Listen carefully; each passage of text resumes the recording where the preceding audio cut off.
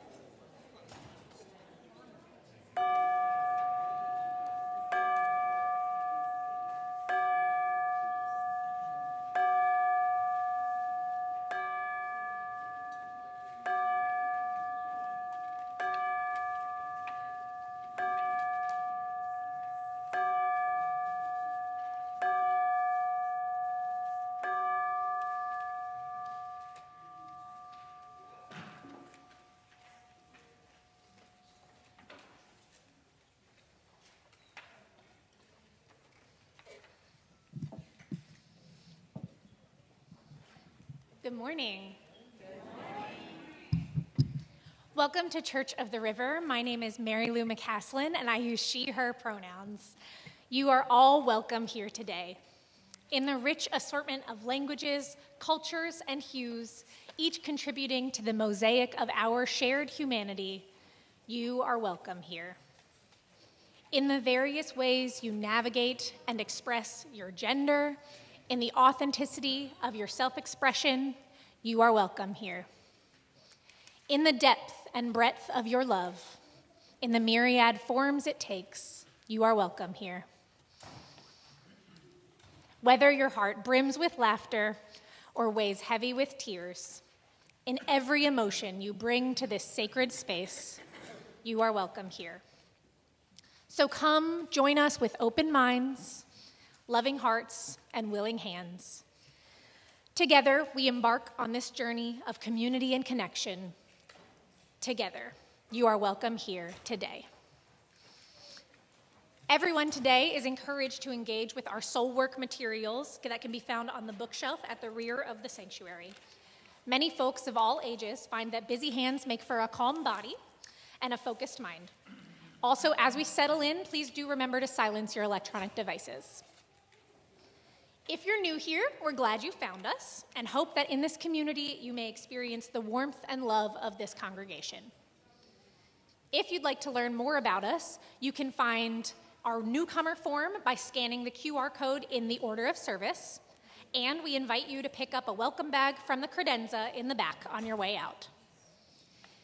Please take note of the announcements printed in your order of service, and you can also scan the QR code to see the full list of announcements in this week's newsletter. I now invite the music of our choir to draw us deeper into this moment as we enter into worship together.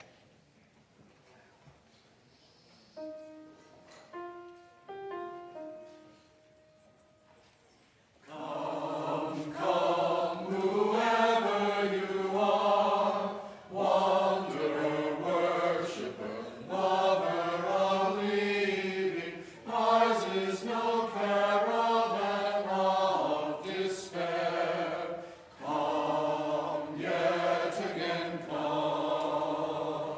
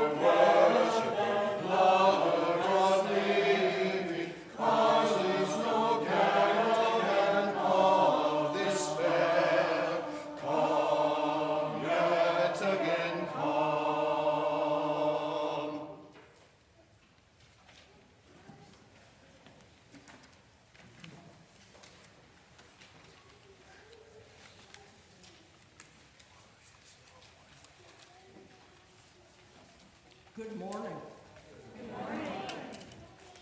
Well, we got more people to turn out in this frigid temperature than I expected this morning. Good on you.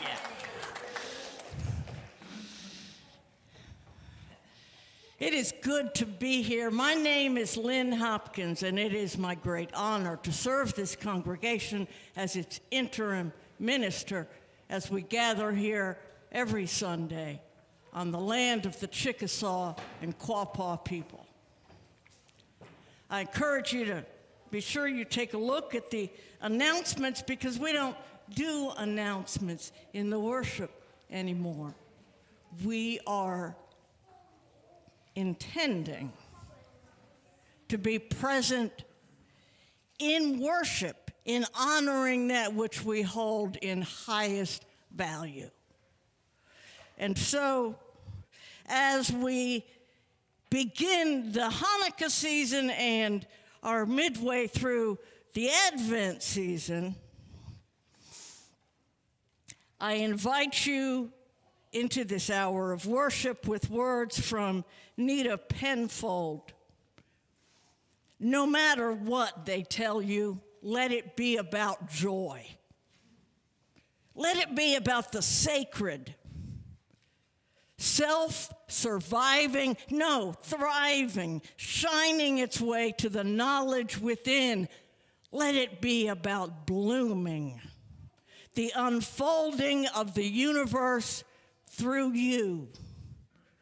Because the story of you begins 15 billion years ago with that first flash of being. Please join me in speaking aloud the chalice lighting words which are printed in your order of service. We light this chalice for the challenge of freedom, the goal of equality, and the warmth of community. May all who gather here offer and find the blessings of acceptance, loving kindness, and a grateful heart. If you will please rise as you are willing and able, and join in singing number 361 in the gray hymnal, Enter, Rejoice, and Come In.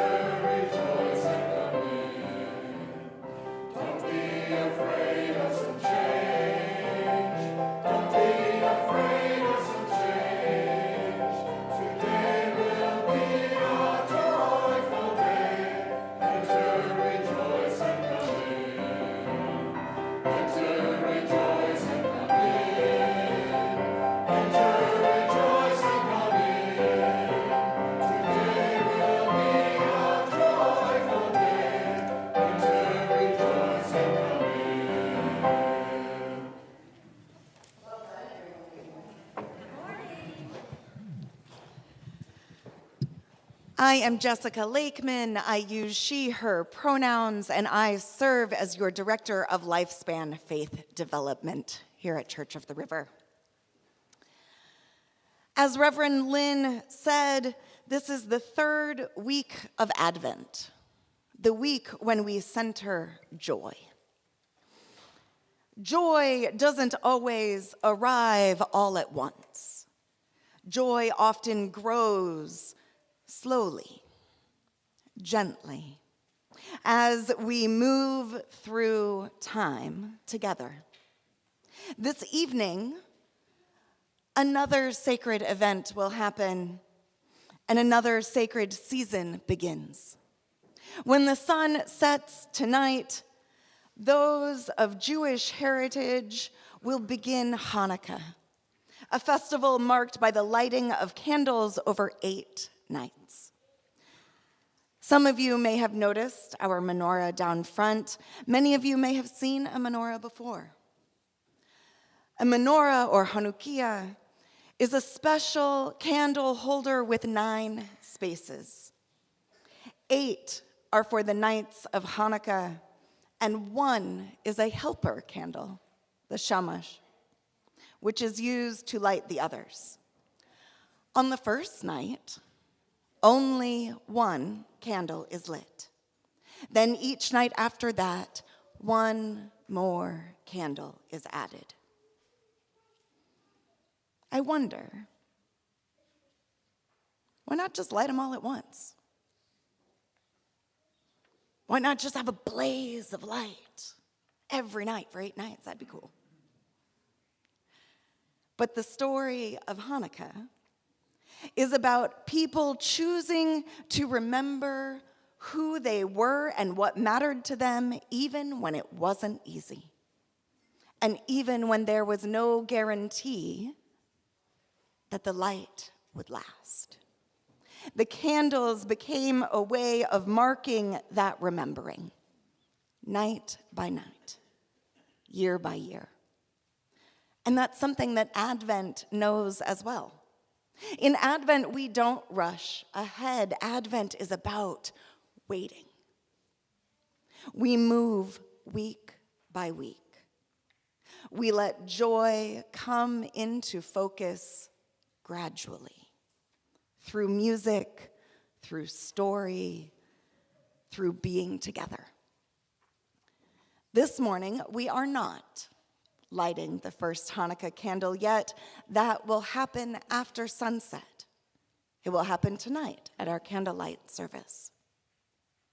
We will gather and we will light the candles together, holding multiple traditions side by side. Different stories, shared time, growing joy. So now I will light our Advent candles before we send our children to their classes. Yes, unless you don't want me to light it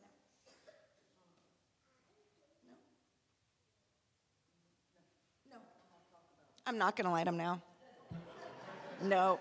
It's not the time. The joy needs to build a little more, actually. It wasn't feeling joyful enough in here. I'm going to just leave it. Reverend Lynn got some joy cooking. It's on the back burner. It's on a low simmer right now.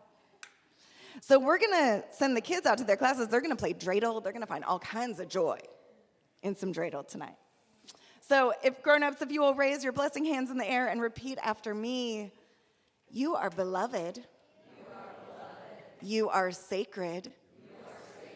You are powerful. Go in peace.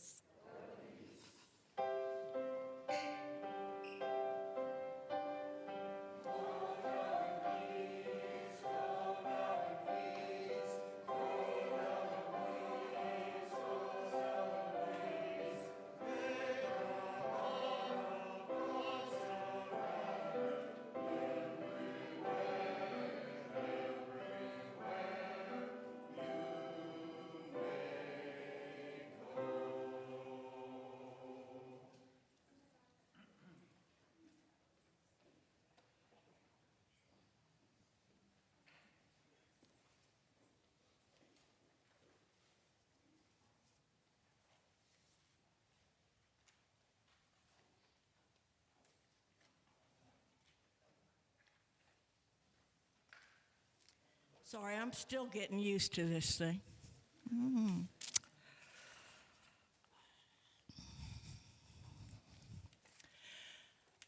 Reading today is from Zen master Thich Nhat Hanh, the the founder of Engaged Buddhism, who has a great deal to say about joy, although I noticed in this brief introductory few paragraphs the word doesn't appear, but you can tell what it's about. The heart of Buddhist practice is to generate our own presence in such a way that we can touch deeply the life that is here and available in every moment. We have to be here for ourselves. We have to be here for the people we love. We have to be here for life with all its wonders. The message of our practice is simple and clear. I am here for you. In daily life, we are often lost in thought. We get lost in regrets about the past and fears about the future. We get lost in our plans, our anger, and our anxiety. At such moments, we cannot really be here for ourselves. We're not really here for life. Practice makes it possible for us to be free, to rid ourselves of these obstacles and establish ourselves firmly in the present moment. Practice gives us methods we can use to help us live fully in the present. Practice makes it possible for us to say, I am here for you.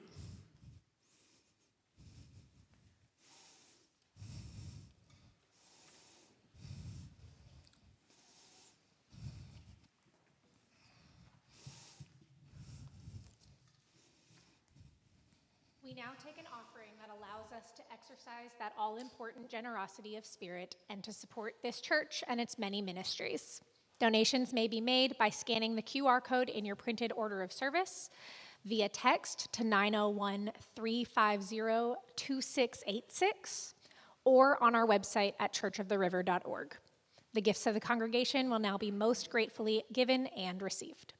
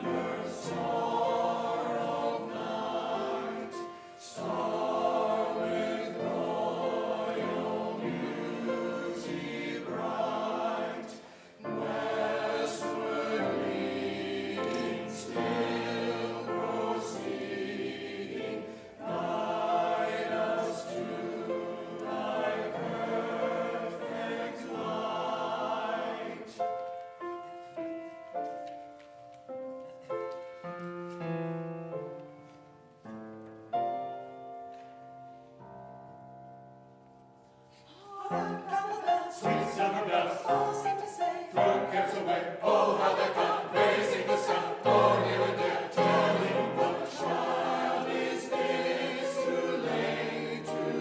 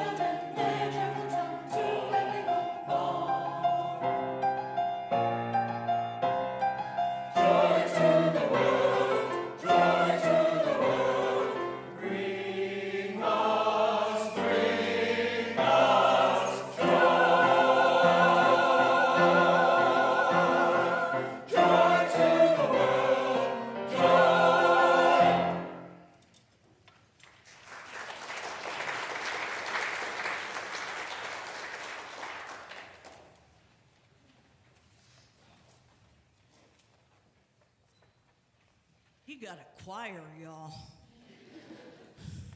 Thank you, James, and all of the voices. Debbie on the piano.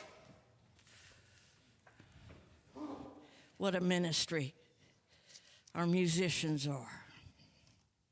So there is this moment in our service in which we lift up and let go the things that we carry with us through the week, the joys as well as the sorrows. And I wanted to start this morning with the joy at the intense and long effort put in by our Canvas team. If you haven't completed your pledge yet, you know, this budget construction is underway, and we really need to have all the numbers. Please complete your pledge today if you can, and honor with me all of the folks who were involved, who stepped up and took charge to organize this pledge drive this year. Matt Holliday took the lead, and he's with the young folks today, so he can't be with us. I told him I was going to ask folks to stand. Will everyone who was involved in that team, I see you, Ann, please stand.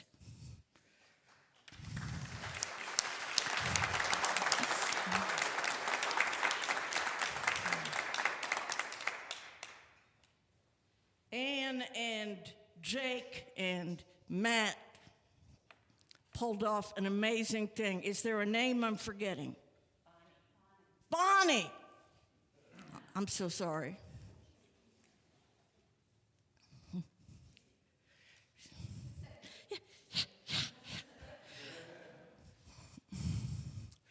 These people do this hard work, and they get on your nerves, and they nonetheless persist because they know how important it is for the thriving of this body. So thank you so much. I celebrate you, all of you. You may have noticed in the newsletter, if you read it, I also offer celebrations for the team working on this budget. We met one evening last week, and there is much work yet to do. For all of those who show up and put in the time with our young people, and for our young people,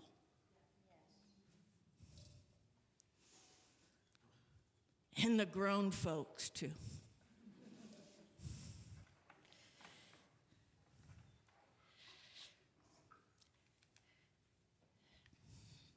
My heart aches this morning for folks in Providence, Rhode Island, and Bondi Beach, Australia, as the ravages of gun violence continue to take their toll.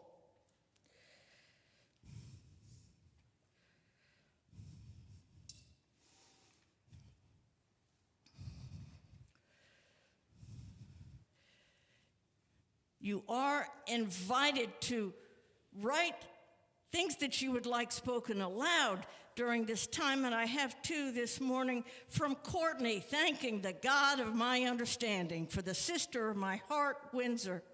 We met 40 plus years ago at the UU Church in Knoxville. And from Sarah, Waleed is home from the hospital. Please continue to keep him and Cindy and the Sakan family in your thoughts as he continues to recover and adjusts to some lifestyle changes. I invite you to come, if you would like, and join me in releasing a stone into the cleansing waters of our gathered community.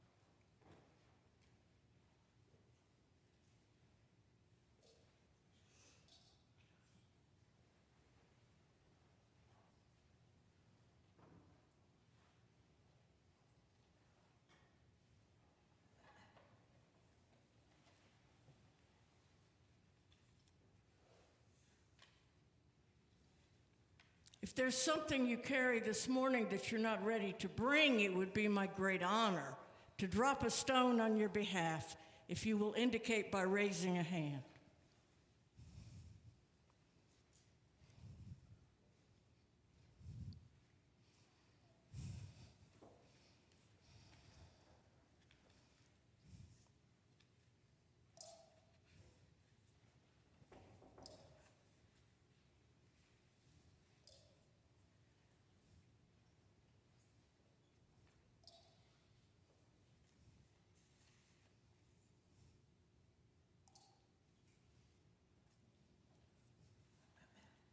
Please join me in a moment of prayer as we gather our hearts and minds in presence and contemplation in a spirit of love and compassion. We celebrate the joys, the connections, the people in our lives and the moments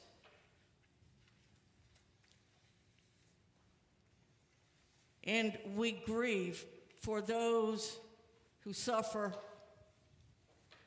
for those who have experienced great loss. And we extend compassion for those who live with fear of impending violence,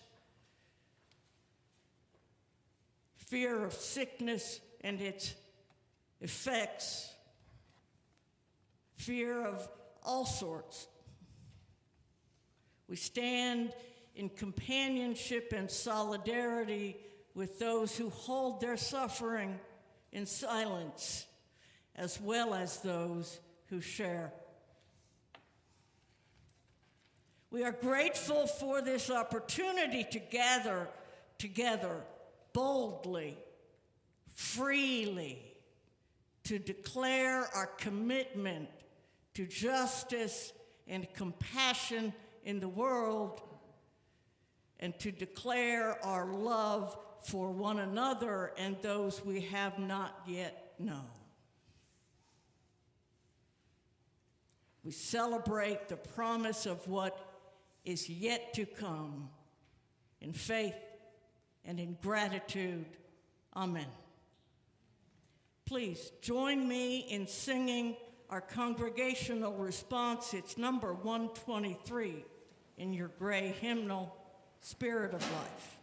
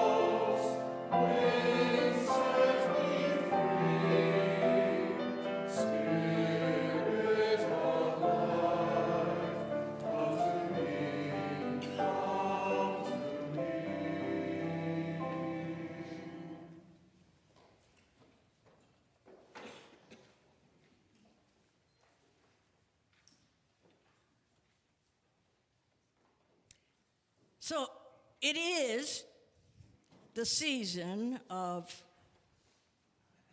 Advent. And this week is joy. Actually, the precise translation from the original Latin is rejoice. We continue to light the other candles, the one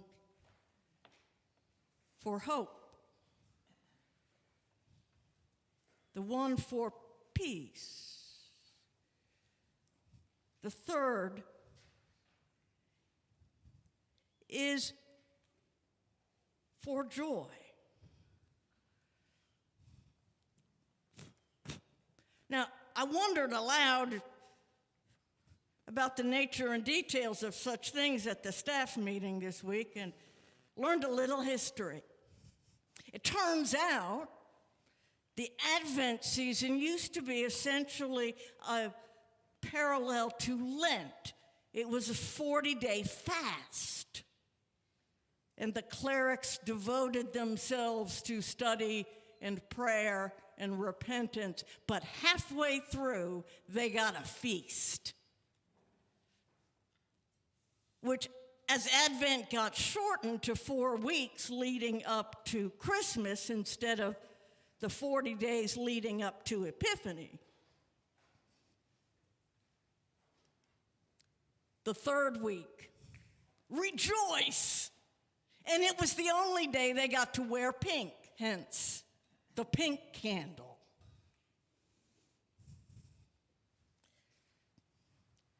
Joy. We've been conditioned to think we have to find it like it's out there somewhere.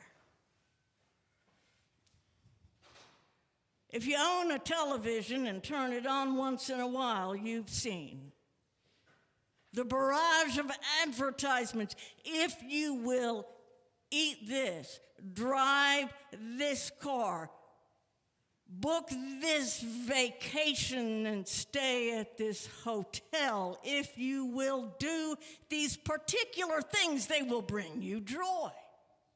They never actually say it out loud because it's stupid, right? But the message is clear.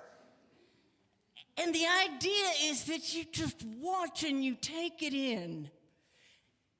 And we begin to incorporate this notion that in order to have joy, we have to go find it somewhere. I don't know about you, when I'm having a really bad day and need a smile, I look for the ice cream. Everybody has whatever it is. It's easier to find outside. I mean, it is. It's just easier. And when we're tired, worn out, we look for these resources, these shortcuts, these magic tricks that will provide the joy. The funny thing is, though we've been doing this our entire lives, we still haven't figured out that that doesn't really work. Not only does that not really work, but it's not actually necessary. The message we get more subtly from other religious traditions, but really explicitly from Zen Buddhism, which is why I wanted to draw on that as a source. The message we get from there is the only ingredient necessary for joy is attention. That's it. Just pay attention. When was the last time you saw something really beautiful? If it's been more than 15 minutes, you're not paying attention. We are always surrounded by, encased in, swimming in opportunities for joy, no matter our circumstances. Now, you might think, and not be unreasonable to think that I live a really privileged life. What would I know about difficult circumstances? Sure, I can say, if you need joy, you can call it up. But let me tell you where I learned this. It wasn't from the Zen masters. It was visiting death row. If you ever doubt that joy is not dependent on life circumstances, not determined by the degree of privilege or luxury. Visit death row. I got to tell you, some of these guys, I mean, not everybody, no, of course, they're human, just like the rest of us. And many of them are caught up in the rage and the fear and the oppressions that have been passed on through generations. But some of them, I have never seen so much joy radiate from someone as I did on my first visit to Georgia's prison to see Troy Davis.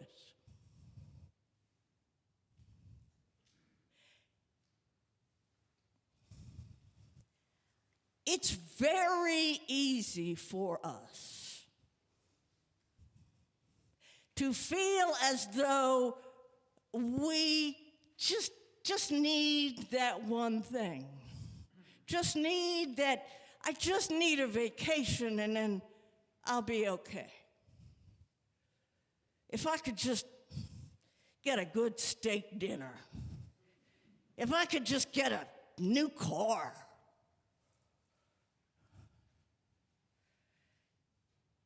And we can't be blamed for thinking these things because our culture bombards us with these messages.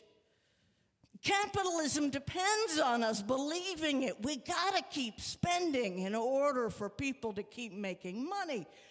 It's really important that we believe it, and yet it's never been true. And, you know, studies have shown that, yes, there is this great boost of spirit that people get when they get a raise on the job, but that wears off within days. Joy doesn't come from out there. Pleasure, maybe. Sometimes, but the joy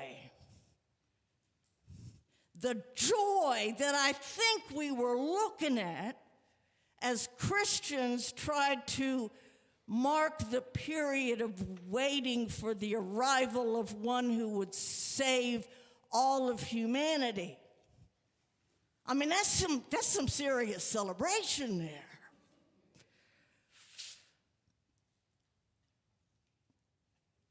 That joy, that deep down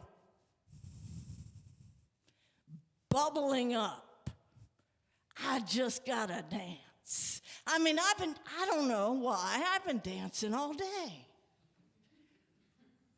We had a really intense, hard conversation in our early class this morning, and I should have come out of there just needing a nap, but I'm feeling the joy of being here with you on this cold, windy day in this embattled city,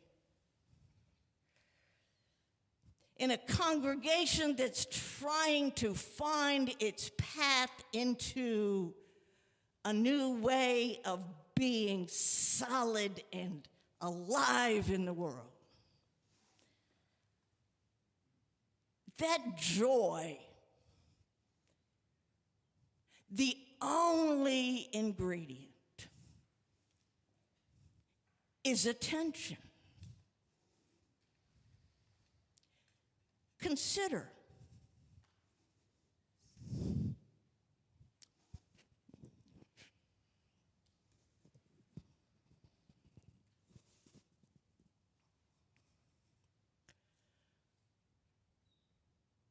The fabulous beauty of the Mississippi River.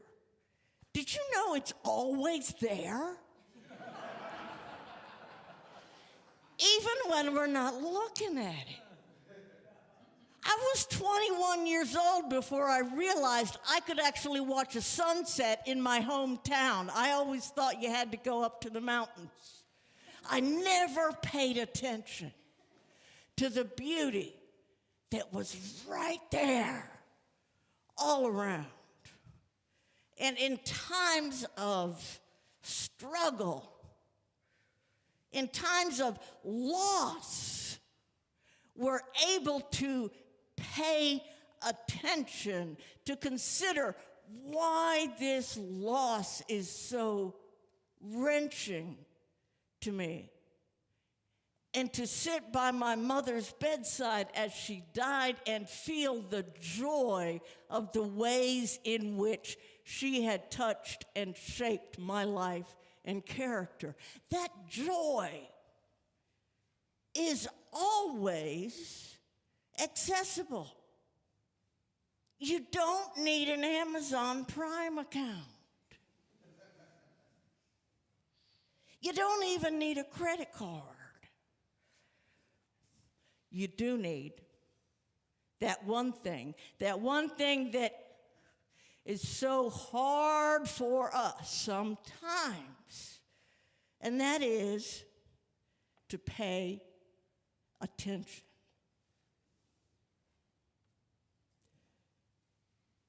The hope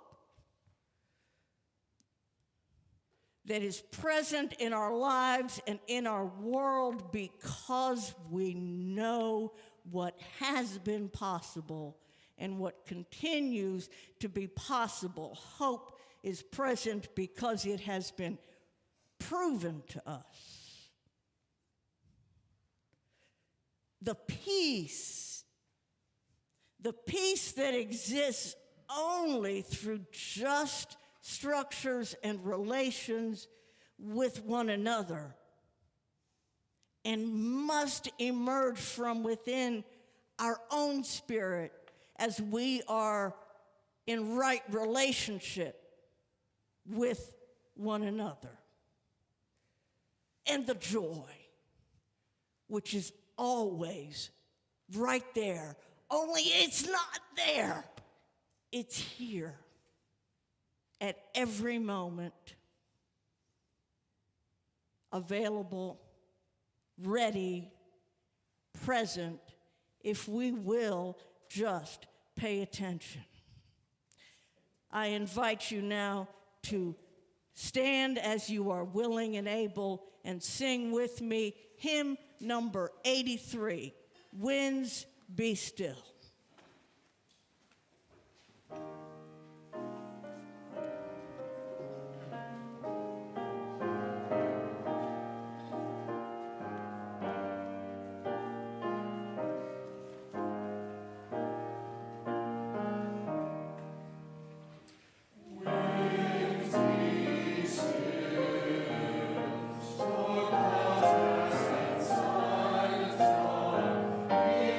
Praise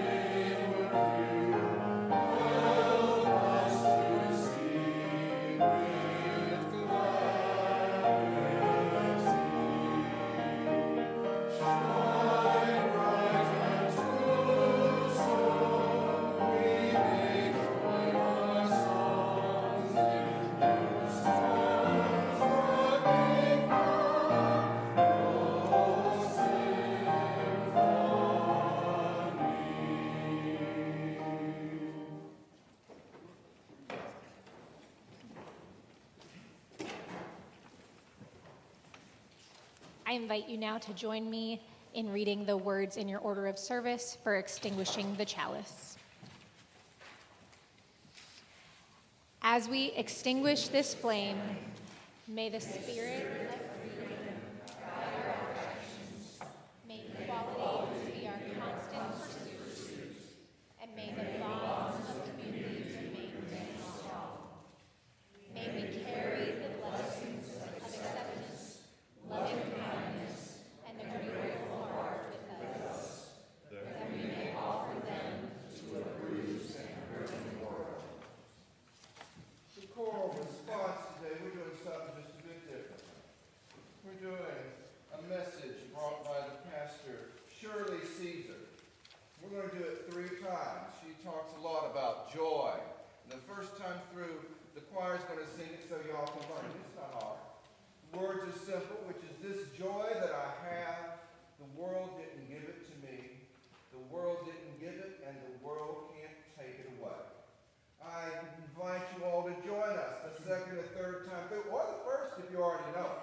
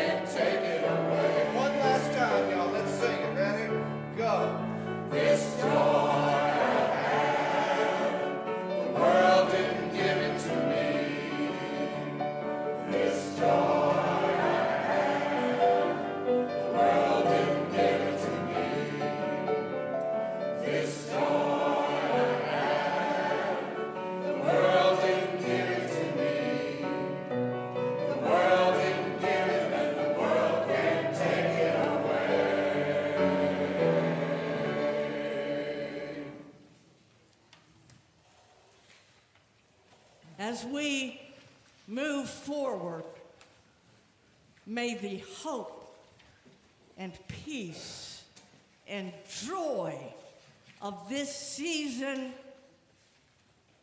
and of your being companion you through every day and every night. Our service has ended. May our service begin.